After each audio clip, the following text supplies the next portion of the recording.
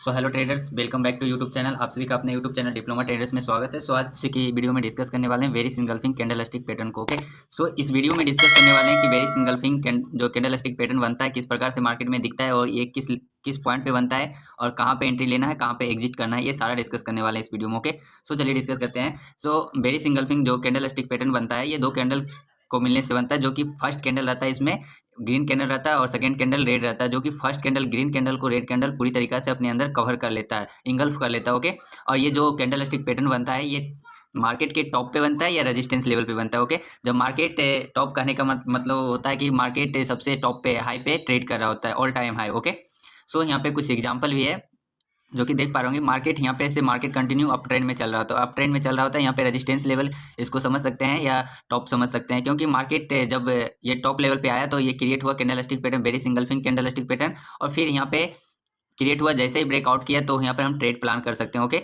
सो अब इसका entry point है ये, जो इसका जो बेरिस कैंडल का जो लो है इसके जस्ट नीचे जो कैंडल ब्रेकआउट किया है उस कैंडल में हम एंट्री ले सकते हैं। ओके, और स्टॉप लॉस लगाना है जस्ट जो बेरिस कैंडल होता है उसका जस्ट जो भी हाई मारा है उसका वीक हो या बॉडी तक ही हाई मारता है तो बॉडी तक ही स्टॉप लॉस रखना। ओके, जैसे कि यहाँ पे देख पा रहे होंगे कि यहाँ पे वीक जाके ऊपर शैडो कुछ बनाया तो शैडो के 5 से 10 पॉइंट ऊपर लेके चल सकते हैं, ताकि मेरा जो स्टॉप लॉस हो कम हिट होने का प्रोबेबिलिटी हो। ओके, फिर जैसे ही हम एंट्री लिए, फिर जहाँ से मार्केट अप ट्रेंड में रिवर्स हुआ था वहाँ तक का टारगेट रख सकते हैं। ओके, लेकिन हमको ये भी ध्यान में रखना है कि बीच बीच में मार्केट में कोई न्यूज़ वगैरह आ जाता है तो वहाँ पे क्यों निकलना ही पड़ता है। ओके, हो सकता है मार्केट जब अप ट्रेंड में रिवर्स हो रहा होता है तो वहाँ से 800 पॉइंट का मोमेंटम अप ट्रेंड में दे दिया है। ओके, जस्ट एग्जाम्पल है, 800 पॉइंट का मोमेंटम दिया, फिर ये जाके टॉप पे या रेजिस्टेंस लेवल पे जाके bearish engulfing candlestick pattern create हुआ। ओके, फिर market bearish engulfing candlestick pattern create हुआ, जैसे ही वेरिस इंगल्फिंग कैंडलस्टिक पैटर्न को ब्रेक डाउन किया। ओके, ब्रेक डाउन किया तो फिर वहाँ से मार्केट डाउन साइड में रिवर्स होना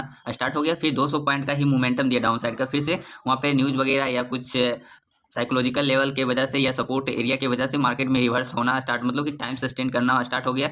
और ज़्यादा टाइम 1 से 1.5 घंटा टाइम में एक ही रेंज में, मतलब 200 पॉइंट के रेंज में या 100 पॉइंट के रेंज में ट्रेड करना स्टार्ट करे तो फिर अपर साइड में ट्रेड करना स्टार्ट करे तो वहाँ पे हम अपना प्रॉफिट को बुक कर लेंगे। ओके, और नेक्स्ट एग्जांपल ये रहा कि जब मार्केट अप ट्रेंड में चल रहा होता है। ओके, अप ट्रेंड में चल रहा होता है, फिर यहाँ टॉप पे जाके या रेजिस्टेंस लेवल, इसको हम टॉप पे का रेजिस्टेंस लेवल कर सकते हैं, क्योंकि मार्केट यहाँ से बार बार रिवर्स हो रहा है। ओके, बार बार रिवर्स हो रहा है, यहाँ से रिएक्शन फेस कर रहा है, फिर यहाँ पे जाके एक bearish engulfing candlestick pattern create हुआ। ओके, फिर जैसे ही ब्रेकआउट किया यहाँ पे देखिए, शैडो जब वेरिस इंगल्फिंग कैंडलस्टिक पैटर्न जब ज़्यादा बड़ा रहता है तो वहाँ पे हम अपना क्वांटिटी को छोटा कर लेंगे, ना कि अपना क्वांटिटी को बड़ा ही रखेंगे। ओके, क्योंकि ज़्यादा क्वांटिटी बड़ा, जितना ही क्वांटिटी से हम बड़ा ट्रेड कर रहे होते हैं उतना क्वांटिटी से यहाँ पे ट्रेड करते हैं तो यहाँ पे स्टॉप लॉस जो है स्टॉप लॉस बड़ा होता है। ओके, तो वहाँ तक हम रुक नहीं सकते हैं, तो इसीलिए हम अपना जो क्वांटिटी है, जो लोट साइज ये उठा रहे होते हैं। जब मेरा मतलब कि ये वेरी सिंगल फिंग कैंडलस्टिक पैटर्न स्मॉल बना है। ओके, स्मॉल बना है, फिर हम जितना क्वांटिटी से ट्रेड कर रहे होते हैं उतना क्वांटिटी से हम ट्रेड ले सकते हैं। ओके, और जैसे ही मतलब कि यहाँ पे देख पा रहे हैं कि यहाँ पे बड़ा वेरी सिंगल फिंग कैंडलस्टिक पैटर्न क्रिएट हुआ तो यहाँ पे हम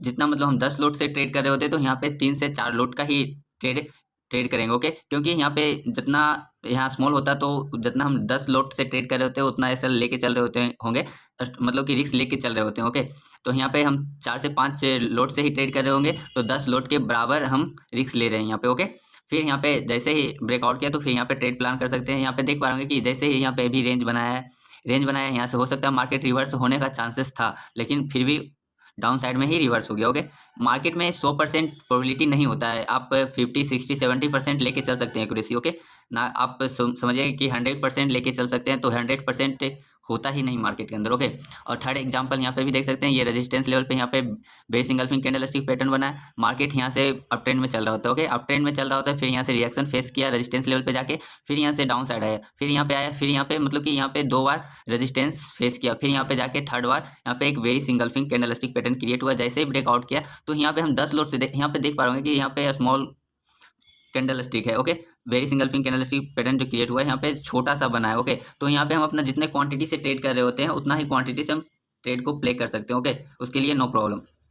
जब कैंडल बड़ा बड़ा मतलब कि एक ग्रीन कलर का कैंडल छोटा बन गया है, फिर जैसे यहाँ पे रेड कैंडल इतना बड़ा बन गया है, ग्रीन कैंडल इसके जस्ट छोटा सा बना है, तो फिर इसको जस्ट इतना यहाँ पे कहीं आके ब्रेकआउट करता है तो हम इतना में उतना जितना जितना क्वांटिटी पहले हम ट्रेड कर रहे होते हैं उतना क्वांटिटी तो ट्रेड नहीं कर सकते हैं, क्योंकि उतना क्वांटिटी ट्रेड करेंगे मतलब कि जितना हम रिस्क ले रहे होंगे तो उससे कई गुना हमको ज़्यादा रिस्क यहाँ देखने के लिए मिलेगा, तो वहाँ तक हम बेट नहीं कर सकते। ओके, तो हम सभी को यहाँ पे क्वांटिटी को छोटा कर लेना है। ओके, ना कि मतलब कि उतना ही क्वांटिटी लेना है और रिस्क को उतना ही रखना है। जब ज़्यादा क्वांटिटी उठा रहे हैं तो ज़्यादा क्वांटिटी उठा रहे हैं तो वहाँ पे रिस्क भी ज़्यादा हो सकता है। ओके, सो यहाँ पे एक और एग्जांपल है जो कि यहाँ पे देख पा रहे हैं कि यहाँ पे रेजिस्टेंस लेवल पे आके फिर से यहाँ पे बेरिश इंगल्फिंग कैंडलस्टिक पैटर्न बना। जैसे इस प्रकार से यहाँ देख पा रहे हैं कि यहाँ पे एक छोटा सा ग्रीन कैंडल बना, फिर यहाँ पे रेड कैंडल बना जो कि ग्रीन कैंडल को पूरी तरीके से इंगल्फ कर लिया, फिर यहाँ पे ब्रेकआउट किया। तो यहाँ पे हम ट्रेड प्लान करेंगे जस्ट इसके, और यहाँ पे जितने क्वांटिटी से हम ट्रेड कर रहे होते हैं उतना ही क्वांटिटी ट्रेड कर सकते हैं, क्योंकि यहाँ पे जो